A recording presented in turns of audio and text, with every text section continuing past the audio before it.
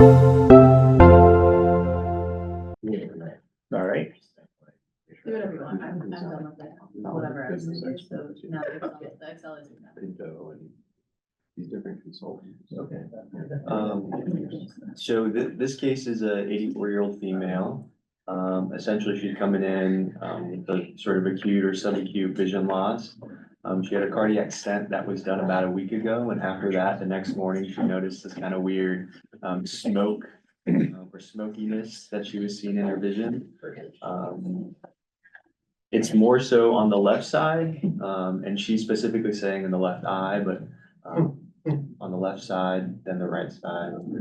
As far as medical history, she had the cardiac stent, so she did have a heart attack previously. She has hypertension, hyperlipidemia, so just vasculopathic risk factors, systemic meds, just meds that are related to those medical conditions as well. And then her vision is decreased in both eyes. The right eye, she's 20/32 at distance, but up near 2200. Left eye, I had to look this up because I forgot what these were correlated to, but J16, which is about 2200 at near as well. Pressure is okay in both eyes. So we'll just go straight into on this photo. Wait, left, what was left distance? You know, I'm sorry, that's my Oh. fault. I think it was about 2200, Oh, but yeah, I'm not sure. That's, yeah. Yeah. That was the screw up in our charting. but distance is my favorite. Yeah. Okay. So to recap the vision, 20/32. I think it's 2032 and 2200. Okay. I think right. I think it's just right. 2200. Yeah. I think I might have typed And it. distance to the right, Right yeah, and distance left, to the yeah, left. right and left. Yeah. Okay, so looks like we have a color fundus photo of the right eye. Looks like, can't tell if it's just the quality of the photo, but the media looks fine. I'm seeing through it pretty well. Doesn't look too hazy. The nerve looks pink, flat.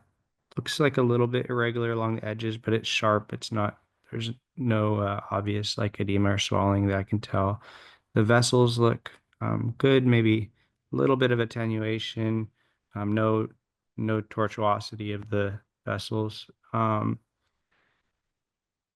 Overall looks like a healthy fundus. The macula looks fine. I don't see any exudates or anything.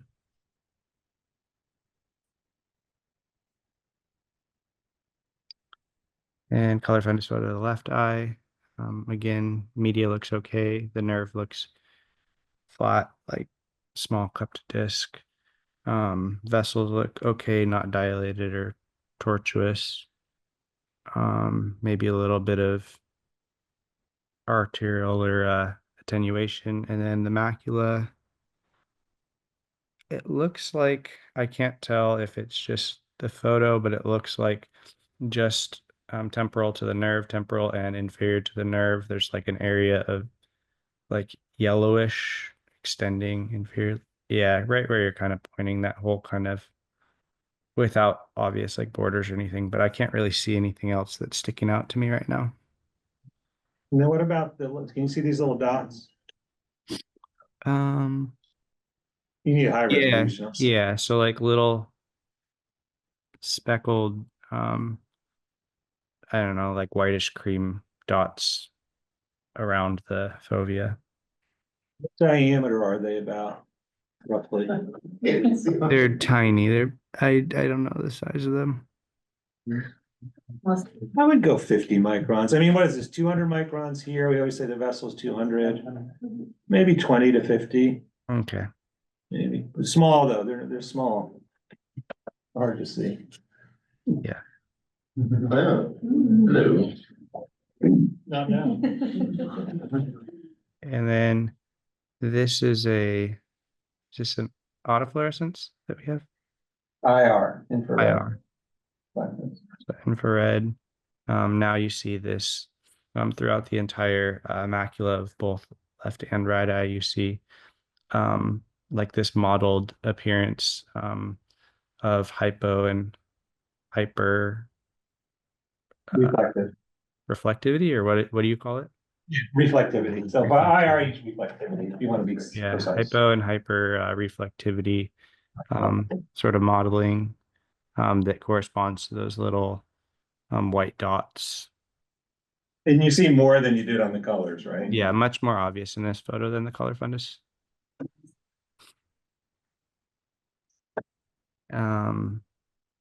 And this Same is thing. yeah, same Why? thing, just okay, just a little bit wider. Is this now the autofluorescence, or are we still on an IR? And you can cheat looking at the bottom left. You can cheat a couple ways, but it says BAF is blue autofluorescence. The bar But on the the other- bottom yeah. was But covering the other that. thing is the autofluorescence, the nerve's dark because it doesn't autofluoresce, whereas in the IR, you can Okay. kind of see the nerve, but in the autofluorescence, it should be black unless there's pathology. And the vessels should be black on autofluorescence because there's no fluorescence from the vessels. And IR, you kind of see the vessels. So once you've seen them a couple of times, you kind of get the groove.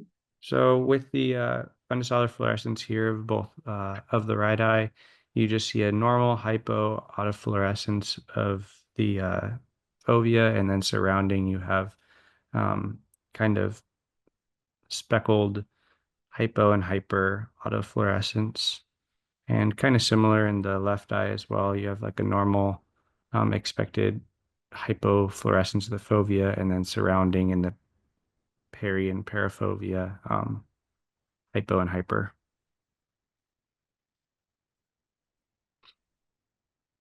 Okay, so this is OCT of the right eye.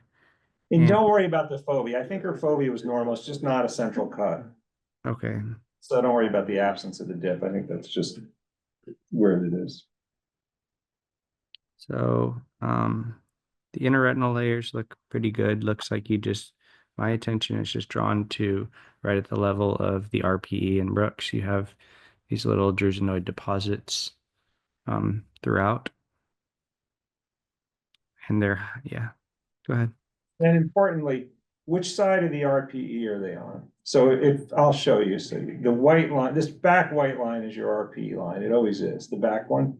Yeah. So are they behind it or in front of it for the most part? They're in front of it. Front of it or on top of it, I guess. What would you say? Yeah, like sides of it. Yeah, so they're on that side. So that's important for these types of deposits. Do you know what kind of drusen they are? Are they reticular pseudodrusen? Yes. Nice. So that's reticular pseudodrusen. So the reticular pseudodrusen are on top, and there's like a bunch of them.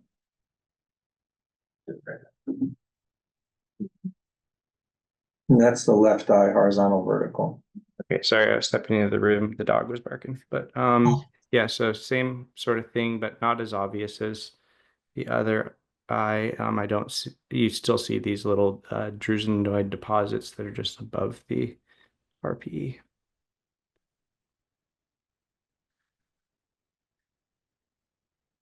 And we have an FA.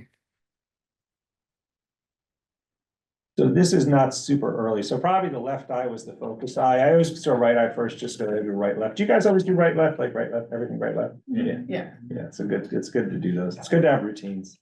So I always show the right first. All right, so we have FA of the right eye, and looking at the time. What's the times on these? You said? Yeah, 26 and 428. So kind of peak, Dr. Eichenbaum calls it, a sort of mid there. And then this shows you the fill here on the left eye. Okay. So it looks like normal filling with maybe some late staining in the area where that where those drusen are. It's still too early to see that. So basically you're still in what phase is the left one? You know, they've got the many phases of the fluorescein, 5 or 6. So what would you call the left one? The left. Venous, arterial, recirculation, laminar, peak are choices. This would be probably recirculation. Yeah, arterial. Arterial. So arterial is when it first fills. So arterial is your first fill, and you can see the arteries filling. What about that guy there? Do you know what that's called?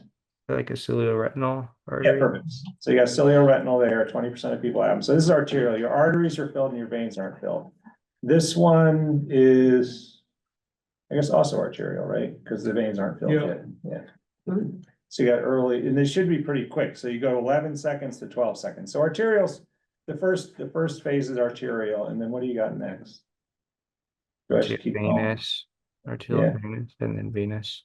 Right, so then there should be laminar, but I guess I skipped that. So laminar is when the vessels start to fill, and then venous. So this one here would be, you can call it, Veins start to. yeah, the veins fill. And then this one's just everything's kind of full.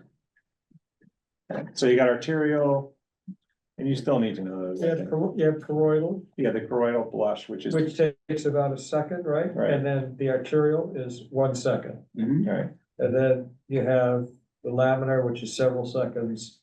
And then, I don't know what you call the next phase. yeah, venous, or, and then recirculation's way at the end when things wash out. So more like 5 or 10 minutes. Yeah. So that's the phases. So what do you see there in the macula? So in the macula, there's you see like kind of areas. So you're saying the one on the right is the recirculation at that point because it's Yeah, peak. I would call the one on the right, just mid-phase. You can call it mid-phase. I don't know, for recirculation's later. I would call it mid-phase. Or venous, because it's all full. Any of those are probably good. okay.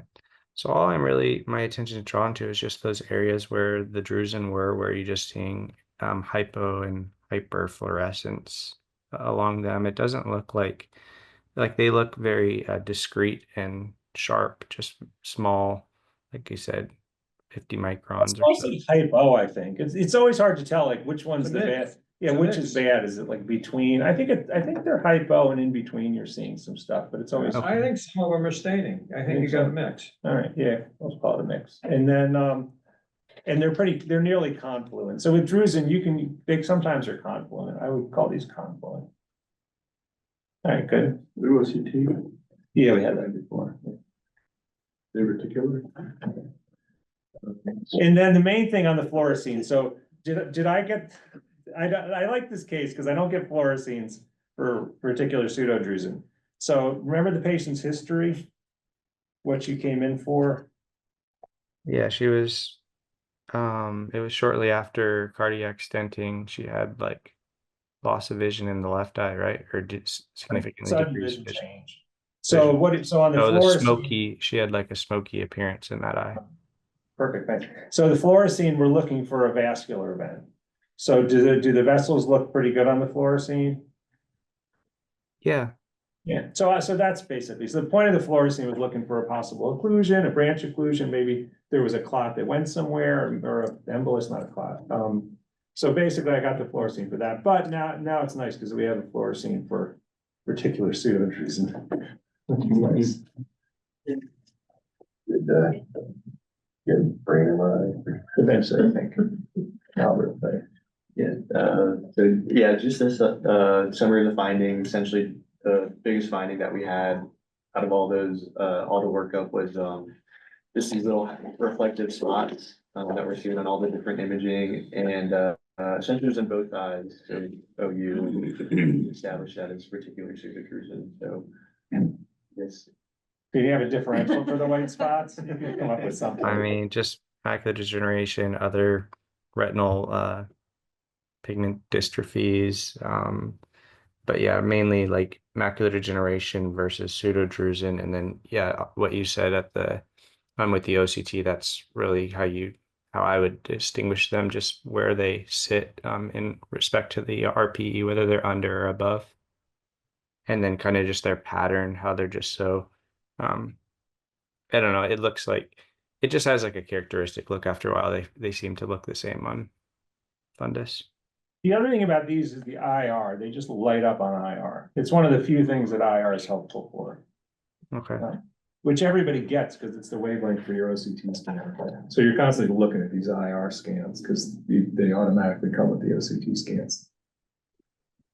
Yeah, so my differential was pretty narrow. As far as the dots, like you said, looks like reticular pseudodrusen, which can be AMD, but as far as the vision loss, essentially the exam, the fundus exam and the retina and the anterior nerve look normal, so consideration of maybe a posterior ischemic optic neuropathy or a stroke after the cardiac stenting. So she did get an MRI and it did reveal a right occipital stroke, which was the cause for her vision loss. It's interesting that she localized to the left eye. They always do though, like, they always are like, it's my left eye, and then you do visual fields and it's just a left. Left field. Yeah.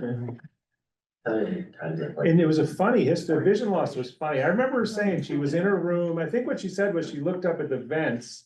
And it looked like smoke was coming out of the vents everywhere, so it was not like I lost the right side of my vision, left side, it was just this weird vision after a cath.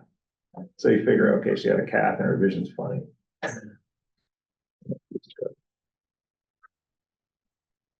So just a quick touch on occipital stroke, and then we'll go more into the retina stuff for today, but occipital stroke, there can be kind of a broad range of different manifestations or symptoms that patients might come in with, and it can range from a homonymous quadrantinopia up to cortical blindness, depending on where in the occipital lobe the stroke impacted. It's often associated with brain stem strokes because the PCA artery is involved. So that can also manifest with other symptoms like diplopia, ptosis, instability, or ataxia. And then the visual hallucinations is pretty interesting as well. I remember staffing a few patients with Dr. Drucker when patients are presenting with new flashing lights or visual auras. And if they're older, maybe he'll have mentioned that you sometimes would want to work up for vertebrobasilar insufficiency. And most of the times a lot of it's come back negative, but there was a patient in retina clinic who was getting an injection. And right before I was doing the injection, he mentioned that, oh, I've been seeing like these colorful flashing lights for 5 to 10 minutes every day. Never happened before. Retina exam looked normal. Never had migraines growing up. So I talked to Dr. Drucker. We sent him to the ER just to get some scans, and he did have an occipital infarction. So something to think about. Just when patients have new visual auras that last for minutes, consideration. The other thing to heads up you to is one-eyed patients. A one-eyed patient comes in with sudden vision loss. You don't know if it's 2 eyes or 1 eye, they only got 1 eye. And I've had some of them where there was a stroke. And they just don't say it right. So one of the things after, I had triple bypass and orthotic, so we go back to follow up and my wife's sitting there. So the cardiac surgeon asks his wife, well, does he seem the same to you? And here I am. And instead of saying, oh yeah, he's fine, she hesitated. I'm really getting mad, about to have another stroke. So. Finally, she says, no, he said, has he changed? And, no. And finally she said, no, damn it.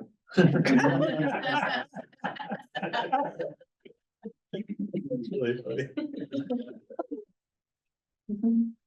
He's not a magician. It's a cardiothoracic surgeon. Oh my God.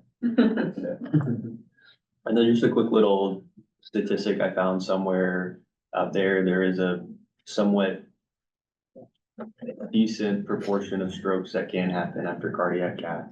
So something to think about. And then just a quick touch, obviously there's a big range, but the classic one, when you have an occipital stroke is homonymous hemianopsia.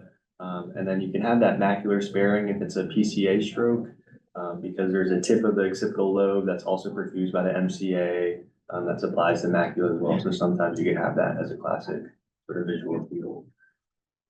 And then kind of touching on reticular drusen or reticular pseudodrusen. Like we've been talking about, these are kind of drusenoid deposits. They're subretinal, but they're above the RPE, typically between the RPE and the ellipsoid zone. They share similar proteins with the other types of drusen, like apolipoprotein B and like vitronectin. So some of those similar proteins, but they have different lipids. That kind of changes their composition. And most commonly, I'm not sure why, but I saw that they are more commonly seen supratemporally. So Yeah, they are. This patient had a lot, but generally they're not central. Generally, they're just like a little bit off. and it's superior. Are they associated with, subretinal membrane formation, like drusen? I think more geographic atrophy, but they're more, the literature, it's terrible. ARED's just now incorporated them. So they're kind of this new thing. So the data's all kind of rolling out about them. And then this is with like the AAO PowerPoints, I don't know if you guys have seen this one, but it's a good one that I like looking back at, but the yellow little dots are the reticular pseudodrusen. You can see in this diagram, they're above the RPE and below the photoreceptors. And then the other colored dots are other different types of drusen. You have the cuticular drusen and the basal linear drusen that are underneath the RPE or within Brooks membrane. And then these are just some pictures that are floating around. This is the one from iWiki. It's again still really tough, but I think supratemporal, just near the superior arcade, you can see some little punctate white dots. Same on this eye. This one is a little more striking. This is from the BCSE. You can see the white dots that are kind of scattered around just temporarily. And as far as testing, we've talked about OCT.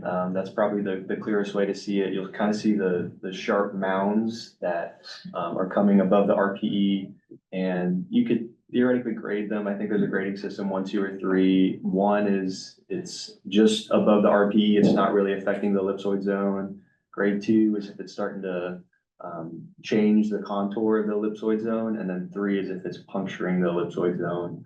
I'm not sure if that has any clinical No, relevance. it's nice though. I love grading. I hate quick.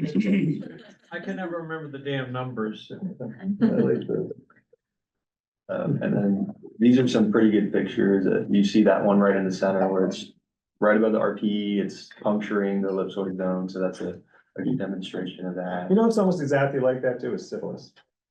Right? Doesn't syphilis give you the pyramids? Yeah. Anyway, so if you see that, because I had an older patient where he had drusen, but they were all funny looking, and then it started changing over time, and it took me a month or so to get the syphilis diagnosed. And the other one is, because I had one of the newer partners came in, lymphoma can occasionally look like drusen, which is a newer thought. When I was in training, lymphoma looked different. I don't know how it can change, but I guess we weren't doing it right back then. You get better and better over time. It used to be these big like leopard skin and also just these weird pigmented mounds, but now you can't, and I did have somebody, I had a guy come in, I had him as autoimmune retinopathy over time, but then I think Crane saw him, or he said, this could be lymphoma. I was like, oh, no, shit, you're right. And it was. How long did you wait to do a vitrectomy? Or vitreous He was biopsy? diagnosed systemically. He Oh, never followed up in the vitreous, because he never had vitreous cells. Okay. And I don't think you'll get it, so some of them don't, some of them just present as this subretinal thing without the vitreous cells. This is rare. Just some of the other scans that can be helpful. Autofluorescence, you can see a similar thing.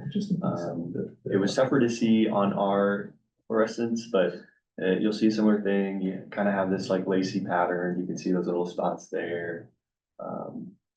ICG angiography, I think it was mentioned in the BCSE is something that you can see there as well. I don't think I included IR, but IR, of course, you can also use to see particular pseudodrusen, so that can be helpful. Somewhere mentioned that it's technically not detected on FA. It looked like we could kind of see it on our imaging, but I think more so it's just not as useful necessarily as a first line to see it, I guess. My take on the ICG and the FA in this particular state, which is true of some other ones, is you're essentially looking at the IR and the FAF. So it's more the wavelength than the dye. You're sort of getting what you would get. So the FA findings are pretty much what you see on the autofluorescence. You just got to unpair them from the dye being there. And the same thing with the ICG. The ICG will show these spots which are like down the IR. And sometimes those findings become more evident later in the test as the signal from the dye diminishes. So what'll happen is 5 or 10 minutes into an ICG or an FA, the dye's like washing out. And then all of a sudden you're starting to get these IR and FAF findings coming out at you because the gain. Does the machine change? Yeah, the staff does. The staff and the machine. That's what it did. You see, they used to have that in film. But in digital, you know, the staff's always dialing the gain up and down to optimize the image. And then just some associations, most notably, reticular pseudodrusen is often commonly associated with geographic atrophy. So that's a common association, that's good to know, and then cortical neovascularization, especially type 2 and 3 is what I would see. That's And very well done, thank you. In my understanding of the pathophysiology is because they're on top, so you've got, these are on top of the RPE, and the drusen are in the RPE. So the thought is this is probably a phagocytosis problem. Where your RPE is not, you know, you got your outer segments shedding, and the RPE is supposed to phagocytize them and deal with them. And it's just not quite getting it, so they're sitting there and degrading. Whereas real drusen, this stuff's inside the RPE and just building up because the RPE can't excrete it. So it's really a kind of, I think, a totally different pathophysiology. And it's just now being worked into the grading systems. It's not really being graded very well. These people have terrible contrast sensitivity, and they do very poorly in light and dark adaptation, the pseudodrusen patients. And the geographic atrophy, I think, is more common. And I don't know that wet necessarily is, but then it's an interesting thing, and I'm hoping we'll get more data. That was very good, Albert. Nice images. Yeah, nice, yeah, like that. Brian, nicely done, thank you. All right, does anybody have to leave? Any presenting people? Okay, not you. Kim, why don't you do yours? You, the Kim that has, I can do that. And then this one's like medium. I have like a really hard one later if anybody wants a really hard one. Kim, and then Eunice, can you discuss this one? Okay. Sure. Okay, do I have, I think you sent me yours. Yeah, I sent it. Okay. So, Eunice, you get the mouse and Kim gets the keyboard. No, you get the keyboard, Kim, because you have to advance. And then I'm gonna switch this out.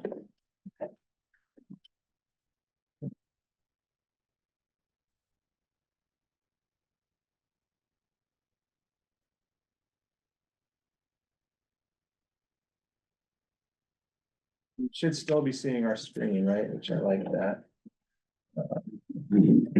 Yes.